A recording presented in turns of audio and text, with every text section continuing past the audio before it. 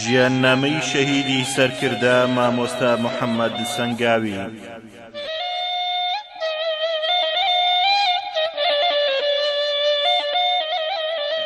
مامۆستا شێخ محەممەد ڕەزا لە ساداتی پیرخدری ناسرا و بە مامۆستا محەممەد سەنگاوی لە ساڵی 1963 لە گوندی مەسۆی بەرگەچ لە ناوچەی سەنگاو چاوی بە ژیان هەڵێناوە.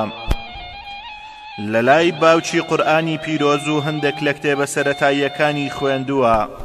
پاشان خوێندنی سەرەتایی و ناوەندی و دواناوەندی ئیسلامی لە شاری سلێمانی تەواو کردووە. پەیمانگای ئیسلامی باڵای بۆ پێگەیاندنی پێشنوێژ و وتاربێژان لە بەغداد تەواو کردووە. بڕوانامەی دیبلۆمی باڵای لە وتار و زانستە ئیسلامیەکاندا بەدەست هێناوە. لە هەمان بواردا بڕوانامەی بەکالۆریۆسی لە کۆلێژی ئیمام ئاعظەم لە بەغداد بەدەست هێناوە.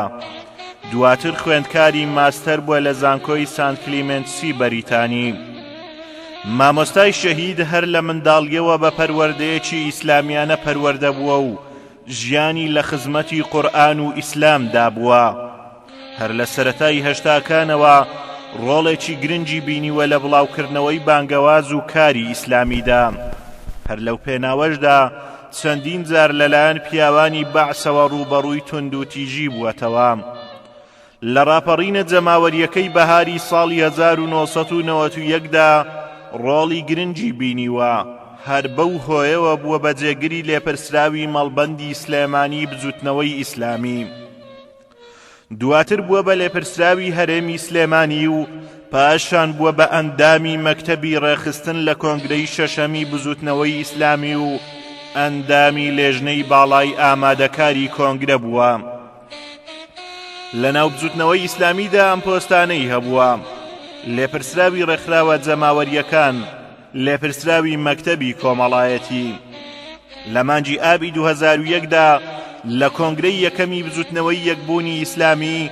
بە ئەندامی سەرکردایەتی هەڵبژێردرا. لە کاتی ڕاگەیاندنی کۆمەڵی ئیسلامیدا ڕۆڵی کاریگەری هەبوو. هەر بۆیە بوو بە لێپرسراوی مەڵبەندی سلێمانی و پاشان لە هەڵبژاردنە پەرلەمانیەکەی ساڵی 2005دا بە ئەندامی ئەنجومەنی نوێنەرانی عێراق لەسەر لیستی هاوپەیمانی کوردستان بە نوێنەری کۆمەڵی ئیسلامی هەڵبژێردرا. مامۆستا وتاربێژێکی بەهێز و سەرکەوتوو بووە و کەسایەتیەکی هێمن و لەسەرخۆ و ڕازگۆ و خۆڕاگر بووە لەسەر ناڕەحەتیەکان و ئەو ڕوودا و کارە ساتانی کە لە نێوکاری ئیسلامی دووچاری بوون. مامۆستای شەهید ئەندامی کارای دەستەی دامەزرێنەری مەڵبەندی ڕۆشنبیری و کۆمەڵایەتی ساداتی پیرخدری بووە. هاوکات وەک نووسەر و ڕۆژنامەنووسیش ئەندامی سەندیکای ڕۆژنامەنووسانی کوردستان بوو. هەروەها ئەندامی دەستەی دامەزرێنەری کۆمەڵەی بانگەواز و ڕووناکبیری ئیسلامی کوردستان بووە.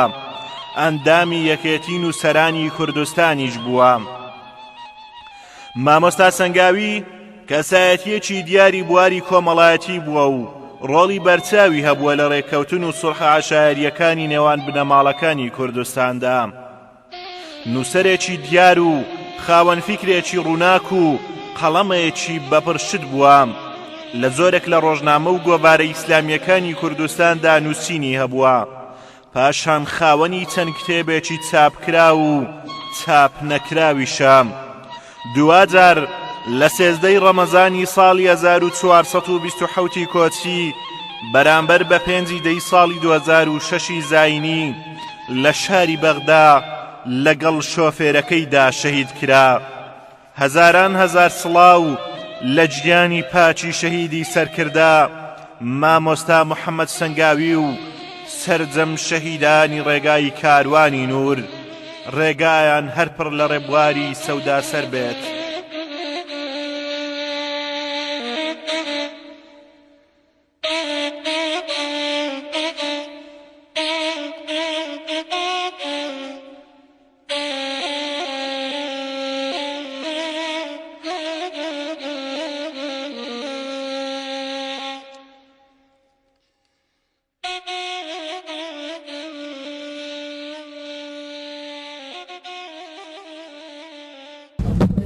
وەرزێکم هەیە هەمیشە زەرد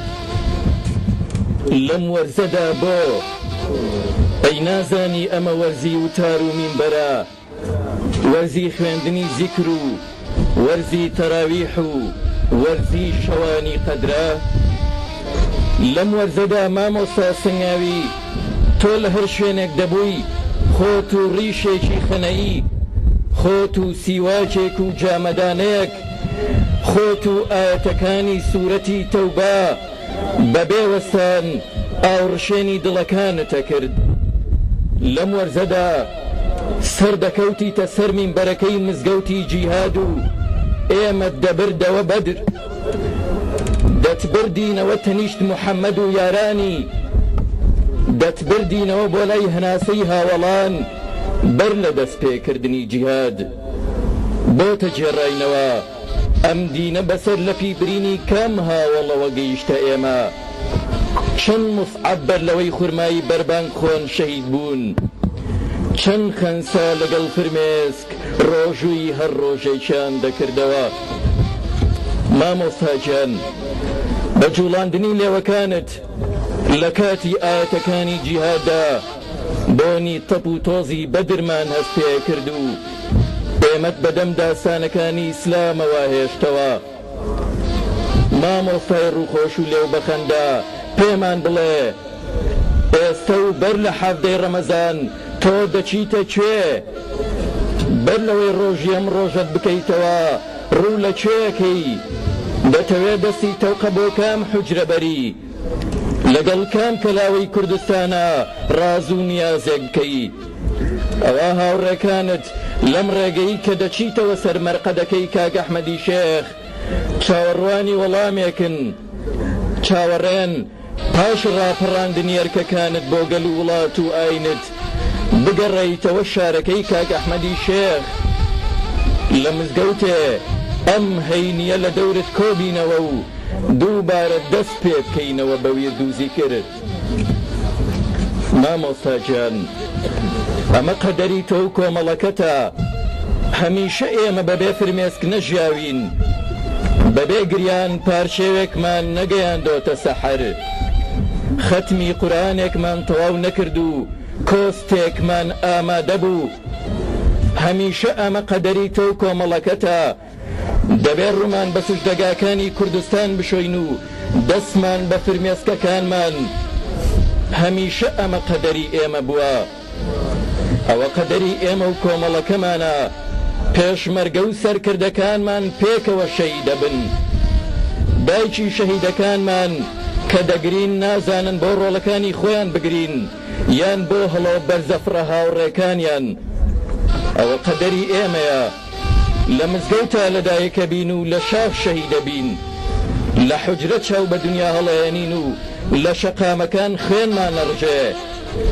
لە تەنیشت کانیاوێکی گەرمیان یەکەم خەندە بەڕووی جیهاندا ئەکەینەوە و لە وڵاتی بەغا و لە وڵاتی دارخورماکان بۆ گەڕانەوەی فرمێسکی ئەنفال کراوێک سەرەنێینەوە کوردستان ئەوە کۆمەڵی ئیسلامیە و پەیامی ڕاستگۆیی لێوەرێ ئەوە کۆمەڵی ئیسلامیە و تک تک خوێنی خەباتی لێچێ کوردستان ئەوە کۆمەڵە بێنازەکەتە ئەوە کۆمەڵە و سەرکردە و پێشمەرگەکانی پێکەوە بنە قوربانی خوای گیان کۆمەڵ هەناسەیەکی دینەکەی تۆیە لە کوردستان کەس هەر هیچ کەس دڵسۆزی نییە تۆ نەبێ کەس هەر هیچ کەس پشتیوانی نییە تۆ نەبێ خوای گیان کۆمەڵ جامەدانیەکی پاشیم کوردەیە لە کوردستان کەس هەر هیچ کەس دڵسۆزی نییە تۆ نەبێ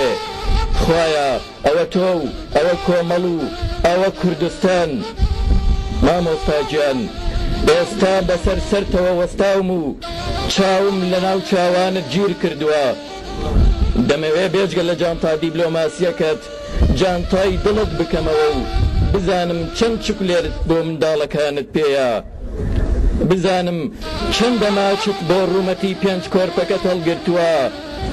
دەمەوێ بزانم لە بەغا گەرگەڕابایتەوە سەردانی کام مزگەوت و کتێبخانەی شارتە کرد کام کتێبی نوێتە نووسی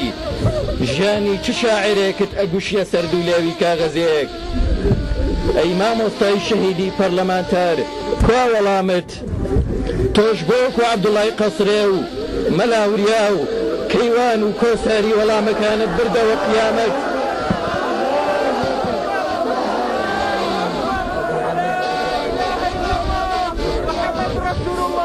تۆش بۆ وەکو عەبدوڵای قەسرێ و مەلاوریا و کەیوان و کۆساری وەڵامەکانت بردەوە قیامەت بۆ ئێرەت هەر وەکو ئەوان بەجێهێشت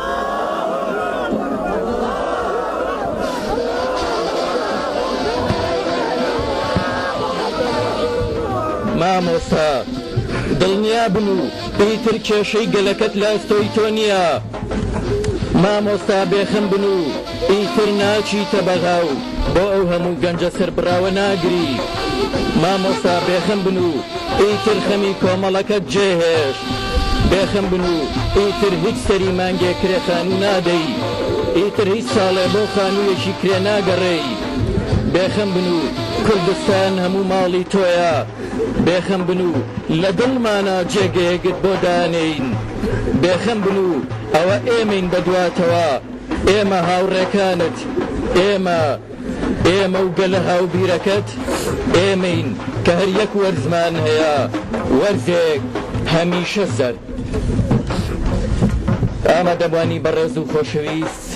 نوێنەری حیزب و لایەنە سیاسیەکان مامۆستایان یاینی ئێستاش بفەرمون لەگەڵ وتاری بەڕێز مامۆستا عەلی باپیر ئەمیری کۆمەڵی ئیسلامی کوردستان با تەشریف بفەرمێ